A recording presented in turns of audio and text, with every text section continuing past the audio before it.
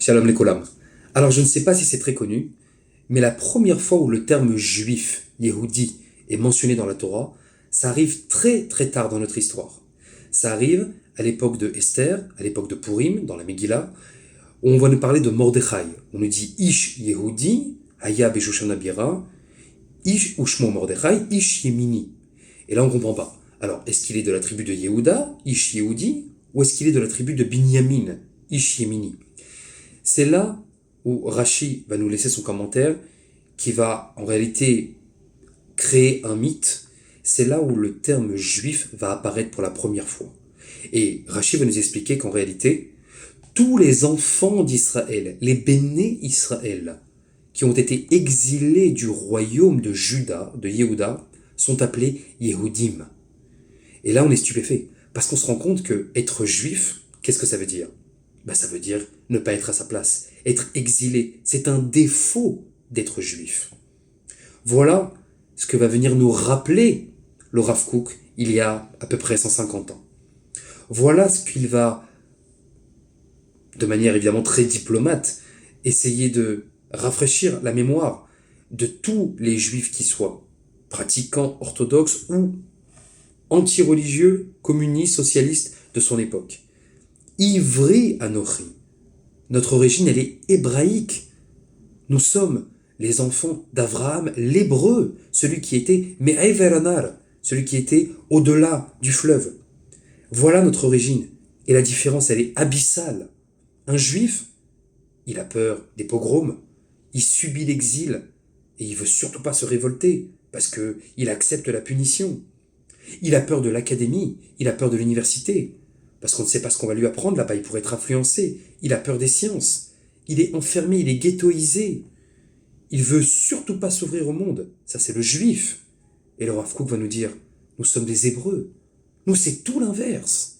Il n'y a aucune différence, il n'y a aucune dissociation à faire entre la matière, le politique, la vie au quotidien et la spiritualité. Au contraire, nous apprend le Rav Kook. Nous avons la fierté de la nation. Nous avons l'engagement, la sanctification de tous les compartiments de la vie.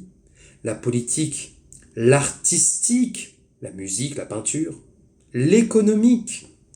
C'est pour ça qu'il va se faire ami avec Max Nordau. Max Nordau, ce philosophe, qui va donc théoriser le judaïsme des muscles. Parce que le Rav Kook va pouvoir sortir son Mahamar extraordinaire où il va nous apprendre que le corps, la chair, elle est tout aussi kadosh que notre neshama. D'ailleurs, c'est bouleversant, mais dans le Coran, eh bien, l'islam fait une différence entre Banu Israël, les enfants d'Israël, et Al-Yehoud, et les juifs. Même le Coran fait cette distinction. Alors on l'a pris pour un fou. Les religieux lui ont dit, mais enfin, ça fait 2000 ans qu'on vit de cette manière-là. Donc ils ont finalement pris leurs défauts, leurs anomalies pour la norme. Un bon juif, c'est quelqu'un qui pratique la Torah et les mitzvot, et rien de plus. Il ne faut surtout pas qu'il s'engage en politique, il ne faut surtout pas qu'il s'engage dans la vie quotidienne, dans le matériel. C'est très illusoire, ça doit être bon, parce qu'il faut le faire, parce qu'il n'y a pas le choix, parce que si je ne travaille pas, je meurs. Mais l'important, c'est le spirituel. Et donc, ils n'ont pas accepté le Rav Kook. Et les anti-religieux, n'en parlons pas. Eux qui ont toute leur vie en tant que communistes, socialistes, à qui on leur a appris qu'il fallait faire une différence entre l'Église et l'État, pour ne surtout pas reforger le clergé, comment est-ce que maintenant un barbu, un religieux, va nous parler de politique, il va nous parler d'armée, il va nous parler d'économie? Mais qu'est-ce qu'il a à voir là-dedans? Mais qu'est-ce qu'il s'y connaît dans ces choses-là? Donc, ce qu'il faut bien comprendre aujourd'hui, c'est que l'État d'Israël, comme on le connaît, n'aurait même pas existé sans cette immensité que fut le Rav Kook.